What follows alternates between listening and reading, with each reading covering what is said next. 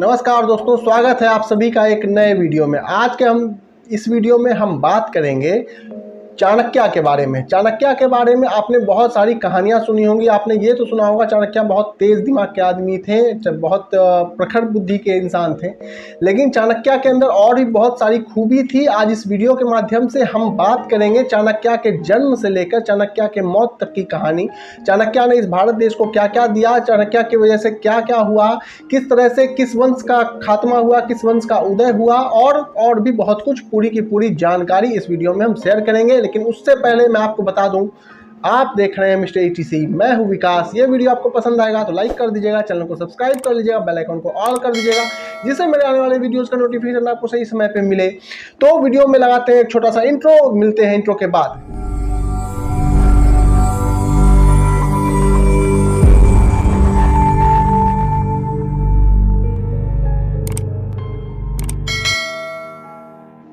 दोस्तों, चाणक्य जो है वो सिर्फ एक तेज बुद्धि के इंसान नहीं थे, वो एक बहुत अच्छे टीचर थे, बहुत अच्छे शिक्षक थे। उसके बाद उनके अंदर दूसरी जो गुण थी वो एक राजा के बहुत अच्छे सलाहकार थे, वो एक बहुत अच्छे अर्थशास्त्री थे, इकोनॉमिस्ट थे। चौथा जो उनके अंदर गुण था, वो एक बहुत अच्छे राजनीतिज्ञ थे। राजनीति के बारे में चाणक्य से ज़्यादा और कोई अच्छे से नहीं जानता। तो ये चारों ही गुण चाणक्य में था। चाणक्य के जन्म की बात करें तो चाणक्य का जन्म तक्षशिला, जो कि आज पाकिस्तान में है, तो पाकिस्तान में हुआ था। और उनके पिता का नाम था चरक मुनि। चरक मुनि के घर में जब चाणक्य का जन्म हुआ तो चरक मुनि ने देखा कि चाणक्य जो छोटा एक बच्चा है उसको पूरे दांत हैं। लेकिन उस समय में कहा जाता था कि इस तरह का जब कोई बच्चा पैदा होता है तो वो आगे चल के एक राजा बनता है, एक बहुत बड़ा राजा बनता है। लेकिन चरक मुनि ने कहा कि देखिए, मैं एक शिक्षक हूँ, मैं एक गुरु हूँ, मेरे किसी पुत्र का राजा बनना तो संभव नहीं है। तो चरक मुनि ने क्या किया कि उस छोटे बच्चे के सारे दांत उखड़वा दिए।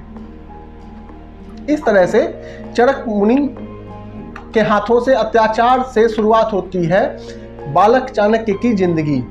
बाद में वो बालक चाणक्य उसी तक्षशिला विश्वविद्यालय में विद्यार्थी बनता है। वहां वो अर्थशास्त्र और राजनीति की शिक्षा लेता है। लेकिन वो एक प्रखर बुद्धि, एक तेज दिमाग का इंसान था, वो एक तेज दिमाग का बच्चा था। पढ़ने के बाद वो उसी विश्वविद्यालय में, तक्षशिला विश्वविद्यालय में टीचर बन जाता है, शिक्षक बन जाता है।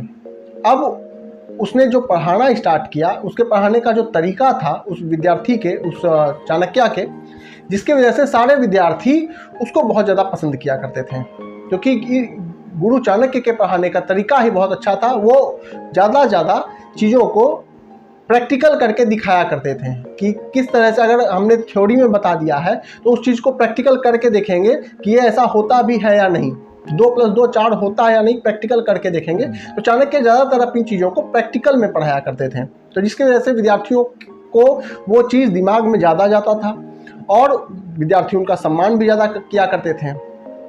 जिंदगी इसी तरह से चाणक्य की चल रही थी तक्षशिला में पढ़ा करके, कि तभी उन्हें अपने किसी गुप्त सूत्रों से पता चलता है कि सिकंदर जो है वो भारत पे आक्रमण करने की योजना बना रहा है, और उसने अपने सेनापति सेक्युलस को भारत पे आक्रमण करने का, भारत के छोटे छोटे राजाओं पर आक्रमण करके उन पे कब्जा करने का निर्देश दे दिया है कि जाओ और भारत के ऊपर कब्जा करो। लेकिन अब चाणक्य थे, उनको भारत की अखंडता पसंद थी। भारत का जो अलग अलग राजा थे उन्हें वो सिस्टम पसंद नहीं था। वो भारत को किसी एक राजा के अंदर देखना चाहते थे। उन्होंने कहा भारत के सबसे बड़े राजा जो उस समय के थे वो थे पाटलिपुत्र, आज के पटना के राजा, जिनका नाम था धनानंद। वे कहते हैं कि हमें सबसे पहले धनानंद से मिलना पड़ेगा, क्योंकि धनानंद के पास ही इतनी बड़ी सेना है जो कि सिकंदर की सेना को, सेक्युलस की सेना को रोक सकती है। वे वहां से, यानी कि तक्षशिला पाकिस्तान से पैदल चल के आते हैं पटना, पाटलिपुत्र।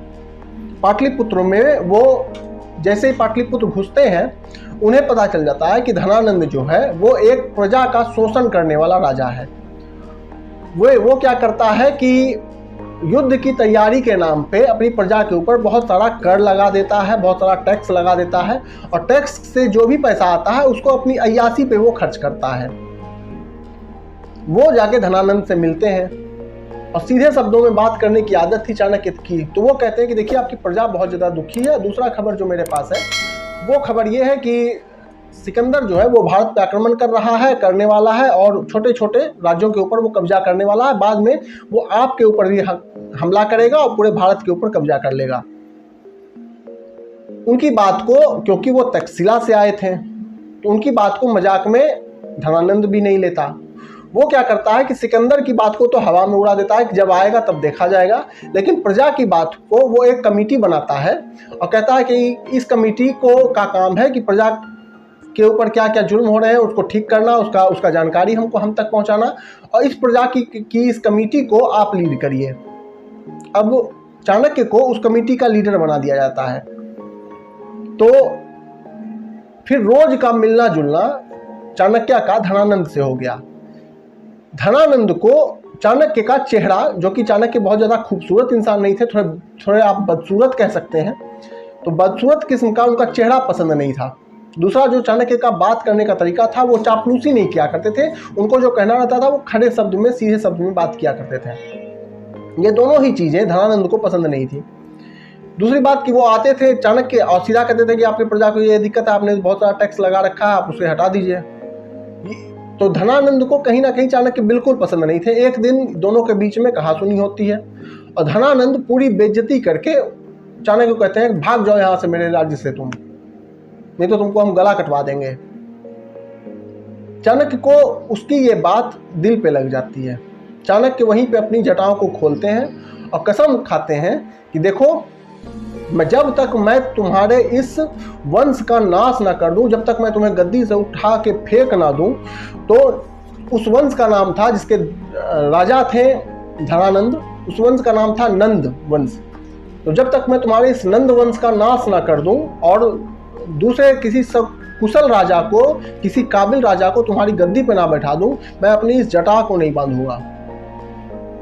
उनका ये जो कसम था ना, वो उनका निजी कसम नहीं था। उन्होंने प्रजा के अहित को देखा था कि प्रजा के ऊपर बहुत ज़्यादा जुल्म हो रहा है और इस राजा को उतारना जरूरी है, और उसका भी कारण था, और जो उनकी बेइज्जती की गई थी उसका भी कारण था। दोनों का मिला जुला स्वरूप था कि वो उन्होंने कसम उठा लिया कि मैं इस नंद वंश का नाश कर दूंगा। वे बाहर निकलते हैं और पाटलिपुत्र की गलियों में घूम रहे होते हैं कि तभी उनके पैर में एक कांटा चुभ जाता है। कोई दूसरा शख्स रहता है तो वो उस कांटा को निकालता और आगे बढ़ जाता है, लेकिन चाणक्य वहीं पे बैठ जाते हैं। वे उस कांटा के आसपास खोजते हैं कि इस कांटे का पेड़ कहाँ है, क्योंकि कांटा यहाँ पे है तो पेड़ भी आसपास ही होगा।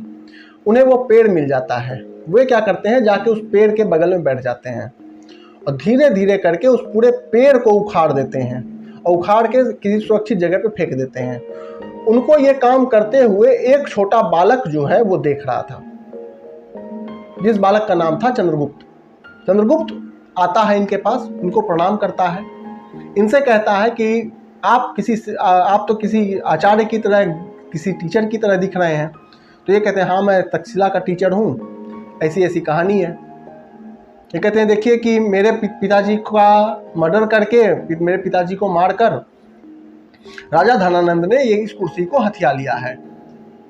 यानी कि वो बच्चा जो था वो भी एक नंदवंश का बच्चा था, जिसके पिताजी का कत्ल करके धनानंद ने इस कुर्सी को हथियाया था। चाणक्य ने उस बच्चे की परीक्षा ली और उन्हें ये समझ में आ गया कि ये बच्चा जो है वो पूरी तरह से काबिल है अगला राजा बनने के लिए। तो वे उस बालक चंद्रगुप्त को अपने साथ लेकर के तक्षशिला आ जाते हैं, जहां बहुत मुश्किल से, बहुत इम्तिहान के बाद चंद्रगुप्त को तक्षशिला में एडमिशन मिल जाता है। एडमिशन मिलने के बाद कुल 12 साल तक चंद्रगुप्त तक्षशिला में रहते हैं, और तक्षशिला में रहने के बाद वो वहाँ पे हथियार और राजनीति की कड़ी शिक्षा लेते हैं। साथ ही साथ चंद्रगुप्त ने चाणक्य के साथ जब रहना स्टार्ट किया था, उसी वक्त से चाणक्य ने चंद्रगुप्त के खाने में थोड़ा थोड़ा जहर मिलाना स्टार्ट कर दिया था, जिसके वजह से एक समय आएगा जब चंद्रगुप्त के ऊपर कोई दुश्मन जहर से हमला करेगा, उनको मारने की चेष्टा करेगा और चंद्रगुप्त को के ऊपर उस जहर का कोई प्रभाव नहीं पड़ेगा, उसके अंदर उस जहर से लड़ने की क्षमता यानी कि इम्यूनिटी सिस्टम वो जो है विकसित हो जाएगी। ये जहर उसको लगातार दिया जा रहा था चंद्रगुप्त को, और चंद्रगुप्त को पता भी नहीं था कि मेरे खाने में थोड़ा मेरे गुरुजी जो है, मेरे आचार्य जो है वो जहर मिलाया करते हैं।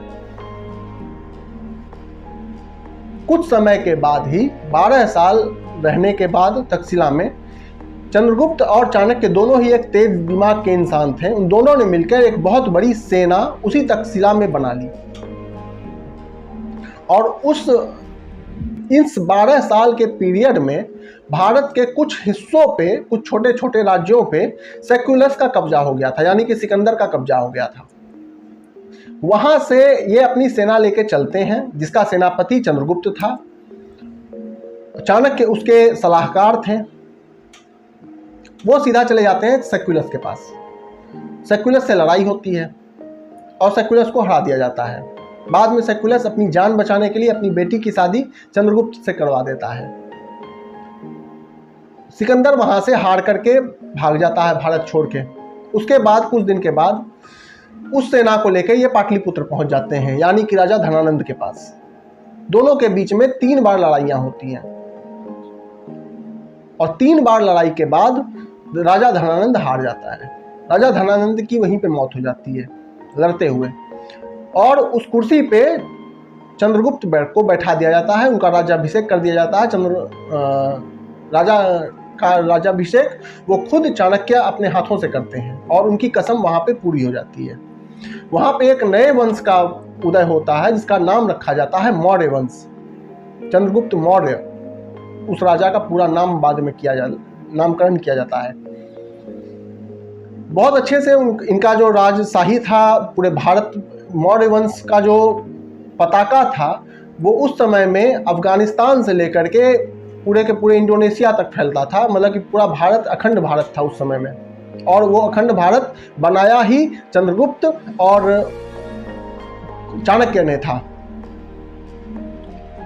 कुछ सालों के बाद, क्योंकि इधर शादी हो गई थी चंद्रगुप्त की, लेकिन इनको कोई बच्चा नहीं हो रहा था।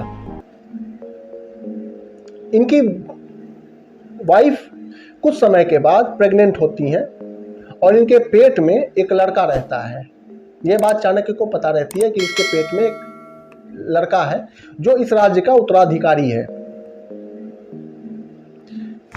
एक रात को राजा चंद्रगुप्त जो है वो खाना खा रहे थे और उनकी वाइफ जो है उनके बगल में बैठी हुई थी, उनकी बीवी उनके बगल में बैठी हुई थी, महारानी।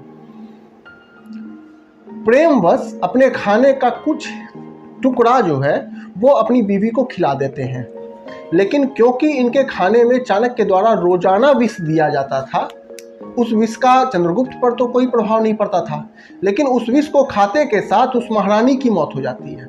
ये खबर जैसे ही चाणक्य को मिलती है, चाणक्य भागते हुए आते हैं और उस महारानी के पेट को चीर देते हैं। पेट को चीर करके उस पुत्र को जीवित वापस निकाल लेते हैं।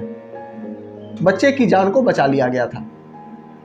वो बच्चा आगे चल के राजा चंद्रगुप्त की मौत के बाद मौर्य वंश का राजा बना। उसका नाम था राजा बिंदुसार। राजा बिंदुसार उतने चपल नहीं थे जितने कि राजा चंद्रगुप्त थे। वो बुद्धि के मामले में कहीं ना कहीं राजा चंद्रगुप्त अपने पिता से कमजोर थे।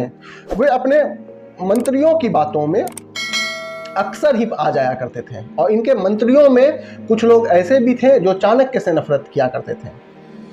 तो बिंदुसार के दिमाग में उसके मंत्रियों ने डालना स्टार्ट कर दिया कि तुम्हारी मौत का कारण वो चाणक्य है, तुम्हारी मौत का कारण चाणक्य ने जहर दे करके तुम्हारी मां को मारा।